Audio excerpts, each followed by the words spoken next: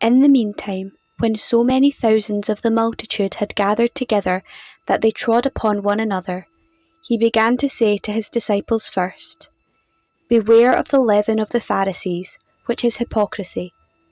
Nothing is covered up that will not be revealed, or hidden that will not be known. Therefore, whatever you have said in the dark shall be heard in the light, and what you have whispered in private rooms shall be proclaimed upon the housetops. I tell you, my friends, do not fear those that kill the body, and after that have no more that they can do.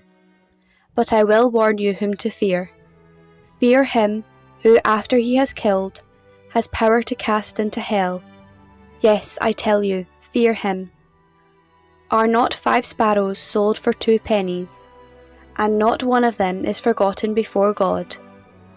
Why, even the hairs of your head are all numbered. Fear not, you are of more value than many sparrows. And I tell you, everyone who acknowledges me before men, the Son of Man also will acknowledge before the angels of God. But he who denies me before men will be denied before the angels of God. And everyone who speaks a word against the Son of Man will be forgiven, but he who blasphemes against the Holy Spirit will not be forgiven. And when they bring you before the synagogues and the rulers and the authorities, do not be anxious how or what you are to answer or what you are to say, for the Holy Spirit will teach you in that very hour what you ought to say."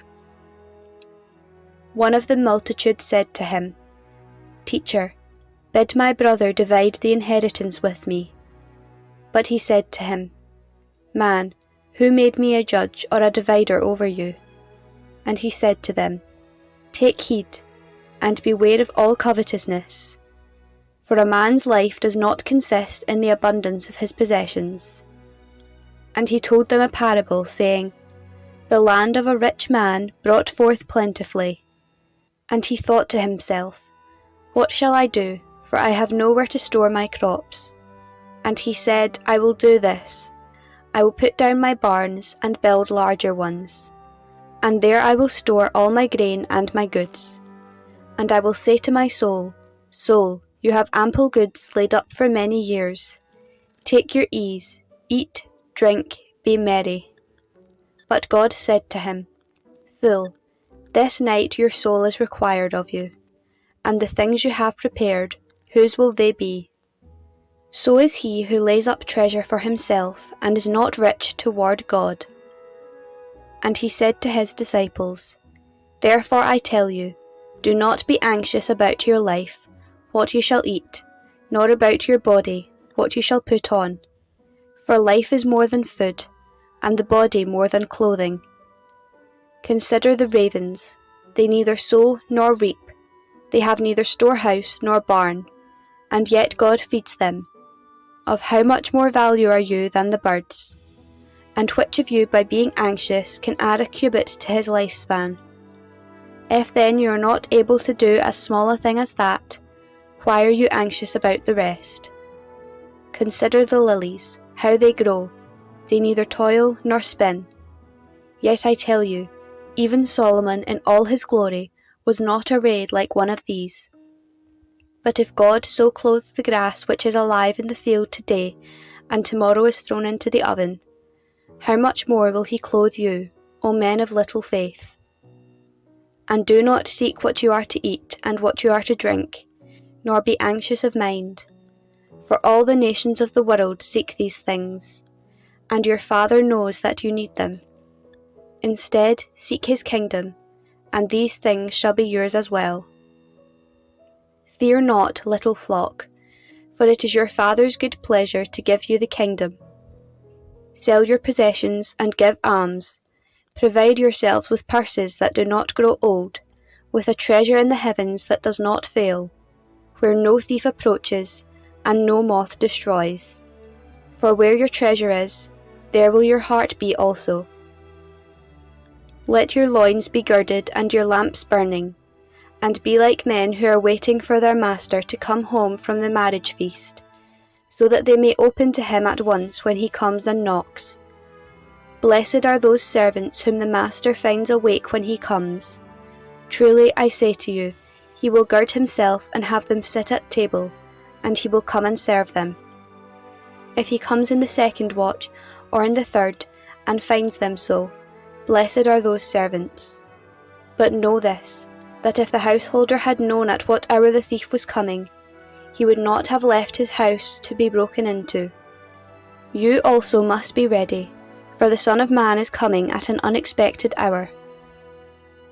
Peter said, Lord, are you telling this parable for us or for all? And the Lord said, Who then is the faithful and wise steward, whom his master will set over his household, to give them their portion of food at the proper time? Blessed is that servant whom his master when he comes will find so doing. Truly I say to you, he will set him over all his possessions. But if that servant says to himself, My master is delayed in coming, and begins to beat the men servants and the maid servants, and to eat and drink, and get drunk, the master of that servant will come on a day when he does not expect him, and at an hour he does not know, and he will punish him, and put him with the unfaithful. And that servant who knew his master's will, but did not make ready or act according to his will, shall receive a severe beating. But he who did not know, and did what deserved a beating, shall receive a light beating. Every one to whom much is given, of him much will be required, and of him to whom men commit much, they will demand the more. I came to cast fire upon the earth, and would that it were already kindled. I have a baptism to be baptized with, and how I am constrained until it is accomplished. Do you think that I have come to give peace on the earth? No, I tell you, but rather division. For henceforth, in one house there will be 5 divided, 3 against 2, and 2 against 3. They will be divided, father against son, and son against father, mother against daughter, and daughter against her mother, mother-in-law against her daughter-in-law, and daughter-in-law against her mother-in-law. He also said to the multitudes, When you see a cloud rising in the west, you say at once, A shower is coming, and so it happens. And when you see the south wind blowing, you say, There will be scorching heat, and it happens. You hypocrites, you know how to interpret the appearance of the earth and sky, but why do you not know how to interpret the present time? And why do you not judge for yourselves what is right? As you go with your accuser before the magistrate, make an effort to settle with him on the way, lest he drag you to the judge, and the judge hand you over to the officer, and the officer put you in prison. I tell you, you will never get out till you have paid the very last copper.